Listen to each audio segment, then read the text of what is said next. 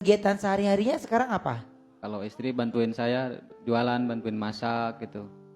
Kalau saya keliling jualan, Berarti persiapan menuju jualan itu dari jam berapa? biasanya dari pagi jam 7 pasar, jam 9 masak, selesainya jam 11 jam 12, istirahat, jam 3 sore berangkat lagi jualan. Aku yakin banyak pemirsa juga yang nonton saat ini itu pasti kagum.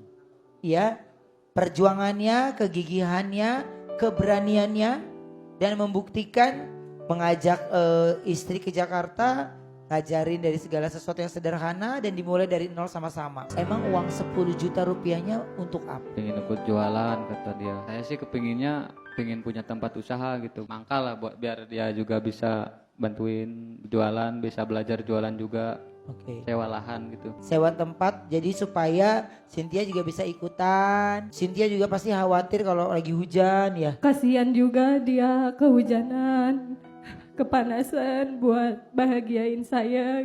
Sampai kacang ini juga kamu yang siapin. Iya, Dari jam berapa berarti persiapannya? dari dia habis ke pasar